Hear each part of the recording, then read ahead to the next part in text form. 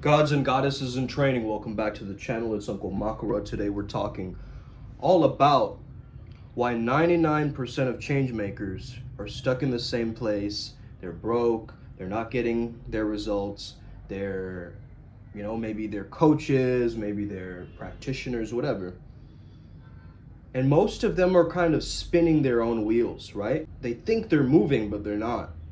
And I think one of the major blocks, this is something that I had to come to terms with in my life, where I understood that spirituality and personal development has this hidden side to it, right? Which is the inner work. And a lot of people, of course 99% is exaggerated, but a lot of people avoid doing the inner work, okay? And you might have had other people talking about this, but this is a process that's really working. Okay, the CIA, I don't know if you guys know this, but the CIA has this document called the Gateway Process, okay? Are some of you guys familiar with that process? That actually goes to show you the impact that our thoughts have on reality. So last night, something very strange happened. I started doing some kind of like improvised yoga, and I started doing these motions and movements where I was just like, whoa, like what is happening? Like there's energy moving through my system, and I had to find ways to kind of flush it out of me, right? So I might have been, this is a riding crop, by the way. Don't get any ideas, ladies, okay? It's not some, well, it can be BDSM, but regardless, like, it makes no sense, right, on the physical world to slap myself like this. It makes no sense, but if you understand that that actually helps you and boosts your libido and erections, would you do it? You get what I mean? Like, would you do it even if it seems weird, even if it seems societally incorrect or whatever? Would you still do it if it got you the results? Gibbering is great, like, right? It's weird as fuck. However, it's releasing some of the subconscious gunk for me as I'm doing that, right? Now, I do speak in light language. It sounds very different than just gibbering, okay? Two different things. But it's very, very powerful to understand these different hidden processes and not just go with what the external world is giving you. Because everybody else will just tell you, man, most of peak performance is just a checklist. Do this, and then you do that, and then you do that, and then you do that. I'm not talking about a checklist. This is mindful peak performance, which means we focus on what? Our presence. The ability to take something and alchemize it has always been our process. We are pleasure alchemists, okay? We take kama, or desire, we invigorate ourselves with it, we understand ourselves with it, but then we become the Vajra dragons. We become the wielders of this thing, the wielders of desire. So I came across this old Eminem kind of rap battle versus Kaniva, and he was saying a powerful bar. He was like, yeah, my face is pale, but you look like you've seen a ghost. I mean, Eminem is great at these little reframes and little flips, right? And I used to listen to a lot of M growing up. Partly the reason why I started making my music, starting rapping from a very young age, right? Like 9 years old, I started rapping. I understood that that affected my consciousness. You get what I mean? It affected my consciousness, because imagine the power I had over the bully, right? When they're calling me Aladdin, I'm going, I can show you the world, right? I embrace it, I take it on as a concept, and then I, blah! It's like Aikido, right? You go with the energy of the motion of what they're giving you, and then you give it back. But a lot of coaches, entrepreneurs, they're just kind of doing the same old thing, right? Let me 10x this, let me 10x that. Okay, why don't you try that for a while? You're gonna burn yourself out, bro. Okay, why don't you go all in? Okay? And yeah, you can look at the science of it and try to really, understand it, but this is not a logical understanding at times. I've actually had to push my logic aside at times in order for me to actually tap in. So yeah, we get it. Your subconscious is constantly projecting your reality, right? There's something called the reticular activating system, or your selective focus, where whatever you focus on grows. We've heard this trillions of times probably, or maybe you're listening to it for the first time. I don't want to assume anything, right? But I want to bring to your attention something that yogis say after their yoga practices. Right? That one. I mean, this is not a direct translation. It was like going from darkness to light. And also it mentions going from mortality to immortality. That's how it ends. That's that basic understanding of closing the loop, right? Of the energy moving through your beingness. By the way, guys, I'm really appreciating all the great comments. It really just inspires me to move forward and make even greater content for you guys, and kind of, you know, peer over the edge and teach people this tech. If you want more like advice on Riz, Art of Seduction stuff, I also have a lot of infield and things like this on the Monkey app. I can't share obviously everything on here, but there's some very powerful stuff that at least I've cultivated or I've understood. So if you want more access to that, that's the Adepts program, okay, where we teach you the occult secrets of all of this. The occult secrets of Riz, basically, okay, is what we're teaching. Because it's all about charisma, man. It's all about charisma. Without charisma, without life force, you're not able to get things done or move your energy around. You get what I mean? And one of the biggest things is other people's energies are taking you away from that. By the way, I know charisma is a masculine term. If you are a woman watching this, right, you want to focus on your allure. I came across a Rion, very powerful energy healer, right, that we work with, who's saying the mainstream media does not know the definitions of allure. They cannot, you know, come up with it. Therefore, he's making his first allure attunement. I saw that today. I was like, damn, that's fire, right? Like, concepts that transcend, right? He's working with the beauty industry from not a 3D level, but at a 5D level. Understanding that your beauty, your body's chemistry, how you look, is gonna be impacted based on what? How you feel. So you guys have heard maybe the basics of this stuff. Scripting for gratitude, like it's already happened, right? And then you're being, I'm grateful for the fact that this has already happened, right? So that's how you're framing it. I'm so grateful that it happened like this, and then we went to this place and it was an amazing memory, and I can't believe that. Write it as if it's already done, okay? That's one way. The second way is through a story. Now I like this way because it's like I'm telling a story like it happened, you know, and I say it to myself. Remember that girl that just came up to me and she's so adorable and she tried to like touch my beads or whatever? And I was like, hands off the merchandise, baby, this shit ain't for free, right? Remember that moment? So you're recreating it in your mind. Maybe it hasn't happened yet, but you're creating it in your mind so that it does. I've done that multiple times though. That's besides the point. That's mystery method, by the way. I don't know if you guys are familiar with social dynamics. But yeah, man, it's interesting because man. I've invested so much into these mentorships, and I'm out here on YouTube giving all my wisdom away for free. And people are wondering, like, why do you do that? You know? Like, why do you just give away all your information? You know why? Because I'm a part of nature. Nature isn't hoarding anything. You see what I'm saying? Like, the sunshine is just gonna shine no matter what. That's my mentality. I'm not gonna be like, I guess I can't shine today. I don't know. If I'm a walrus, right? It's like, I wonder if I should do some walrus things today. No, it's just in it, right? Boom. Another walrus day or whatever, right? So you have to understand the rules are set already, right? The rules, the laws of gravity, right? Understanding until you get into that God mind, you cannot really change this thing around. Okay, yeah, there are people levitating and so forth, but they're in an advanced level, right? They're at that level. You've got to understand that, you know, like on Mario Kart, right? They're like these little power-ups and like bananas that, like, don't slip on the banana, right? It's like you slip on the banana and nothing happens. Bro, it's going to happen. It's set into the rules of the video game. You guys get what I mean? I mean, if you're like, law of attraction is a bunch of woo-woo nonsense. It never works, it never has worked, and blah, blah, blah. Okay, you stay stuck in worrying and stressed out, and you stay stuck in your reality, my friends. I'm not gonna advocate that kind of thinking because the law of attraction really has changed my life, man. I mean, I'm a walking, living testament, right? An embodiment of that fact, because it's like everything I touch turns to gold. That's the mentality. That's that Midas touch. In fact, one of my favorite things to say to myself is, everything's always working out for me. You know? Everything's always working out for me. Everything's aligning the way that it should. Right? And it's just feeling into the frequency or the energy or vibration of that state. Okay? So you're not focusing on the goals or the tasks, you're focusing on what would this feel like. if I already achieved it? Well, I'd be very happy, man. I'd be full of excitement, vitality, power.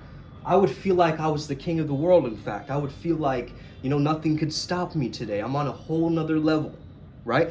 Well, why don't you activate and amplify that right now? Because that's how you get it. You're creating a gateway to this process, right? Shit. Or other practitioners, YouTubers do. Let's work on some Facebook ads. Let's work on this ClickFunnels idea that will get you the most money in the shortest amount of time, where you don't have to put any effort.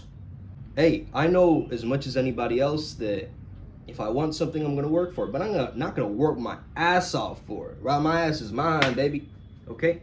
I'm not gonna work my ass off for it. I'm gonna work towards creating it. And so the internal world is where it's at, man. The internal world is like this glorious place. It's like, I imagine my internal world like a palace, right? Like I'm walking into a palace, and sometimes the palace has little cobwebs or, dust building up, or, people trying to break in through the moat, or, there's things happening around the palace that are little resistances, but they're projections of the core energy source neutron of the palace, right? So the core is constantly projecting outwards how it's feeling. So right now I'm reading from this book. It's called Shambhala. The chapter is called How to Invoke Magic.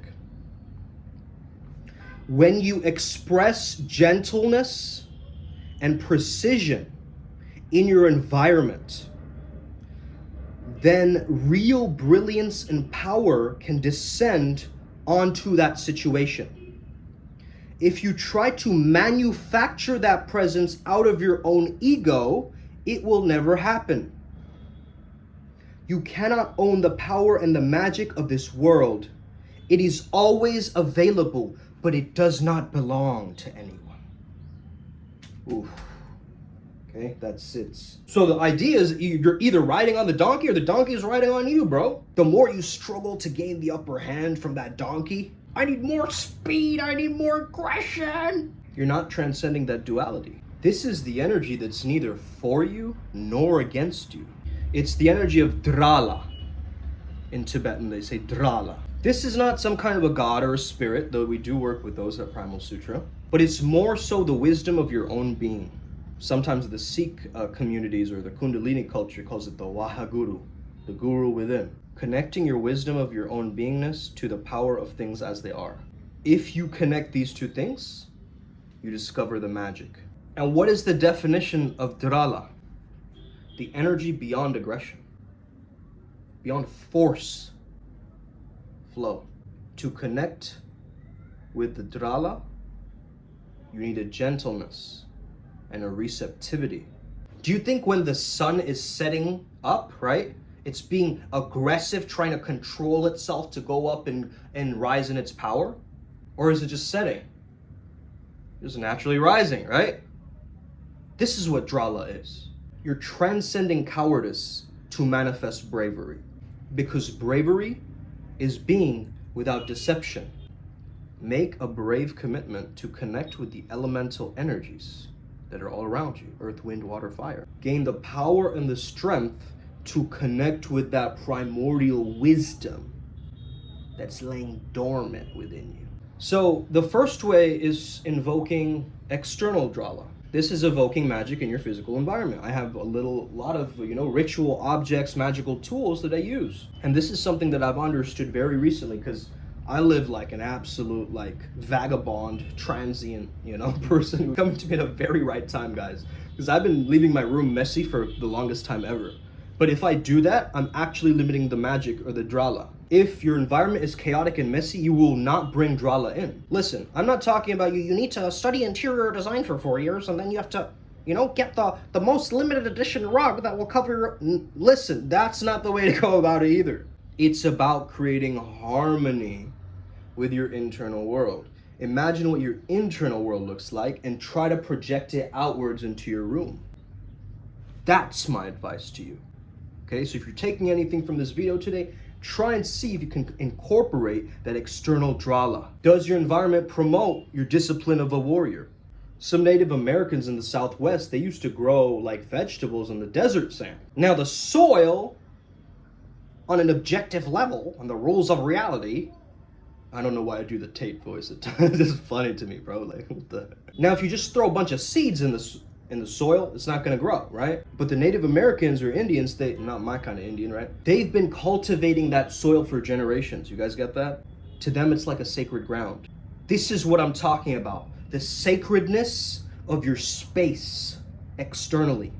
Now, do what you can, right? Let's say you're living with roommates, or like you're still living at home with parents or whatever. Like, do what you can, right? Like, I know I'm not always gonna be in this location, but I am creating a base here in Kolkata, right? That's what I want to do. I want to take care of my parents as they're getting older, right?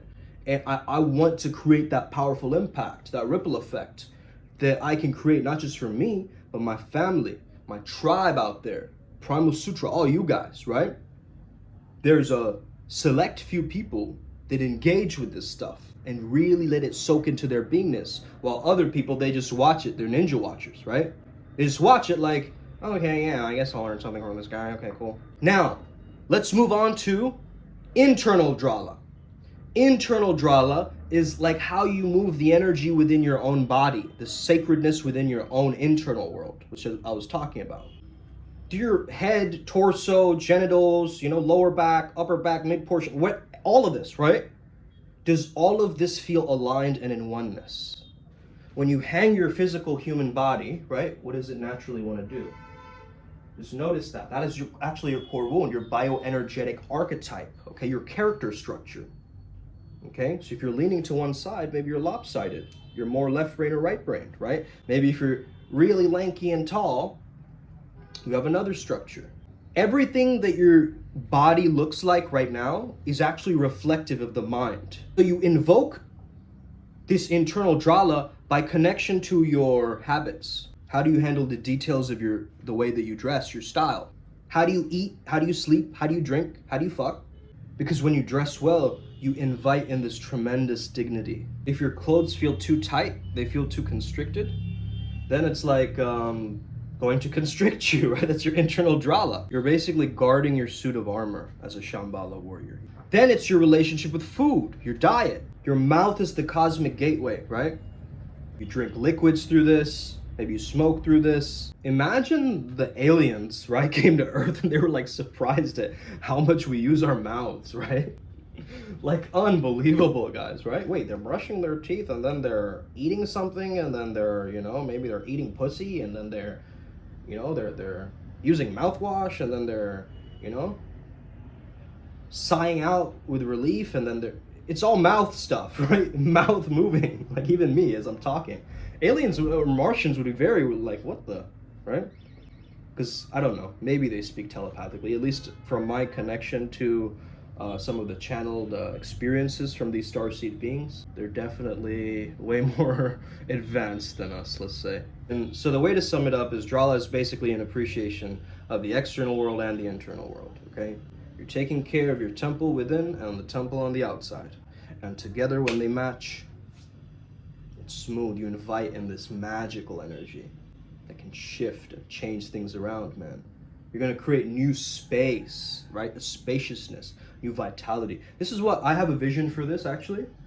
Creating almost like a flow dojo, right? Like a studio where it's almost like Ido Portal style. We're going to combine yoga with Qigong, with Paida Laijin, with all sorts of forms of movement practice that amplify and activate the flow state in specific individuals. And it's going to be very sexual awakening focused, because that's the thing that we need to move the energy of culture forward, right? To change the world, you need to change the Vajra, the sexual energy that's being diverted and split and sucked from you through OnlyFans or through this. Hey, I have nothing against that too.